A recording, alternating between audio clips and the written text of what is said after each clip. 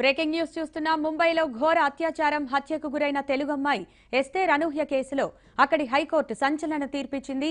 అనూహ్యను అత్యాచారం చేసి చంపిన నిందితుడు సనబ్కు మరణశిక్ష విధిస్తూ న్యాయమూర్తి తీర్పు వెల్లడించారు. జస్టిస్ రంజిత్, జస్టిస్ భారతి ఈ కేసును విచారించారు. తుది వాదనలు విన్నాక సనబ్లో పరివర్తన అవకాశం ఇవ్వడం వృధా అనే నిర్ణయానికొచ్చారు. దీంతో నిందితుడికి ఉరిశిక్ష విధించారు.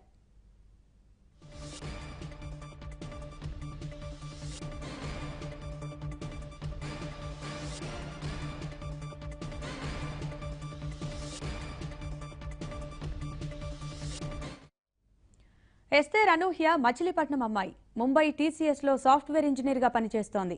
4 ఏళ్ల క్రితం అంటే 2014లో క్రిస్మస్ వేడుకలు జరుపుకోవడానికి సొంతూరొచ్చింది. తిరుగు ప్రయాణంలో విశాఖ ఎల్టీటీ ఎక్స్ప్రెస్ ఎక్కింది. తెల్లవారుజామున ముంబైలో దిగిన ఎస్తేర్ టాక్సీలో తన రూమ్కు బయలుదేరింది. అయితే రూమ్కు చేరకపోవడం, తల్లిదండ్రులకు రోజుల తరబడి సమాచారం లేకపోవడంతో వారు కేసు పెట్టారు. 4 రోజుల తర్వాత అనూహ్య హత్యకు గురైందని తేలింది. అనూహ్యను తీసుకెళ్లిన టాక్సీ డ్రైవరే హంతకుడని ఆధారాలు సంపాదించారు. సుదీర్ఘంగా సాగిన విచారణ తర్వాత నిందితుడు సనబ్కు ఉరిశిక్ష విధించింది కోర్టు.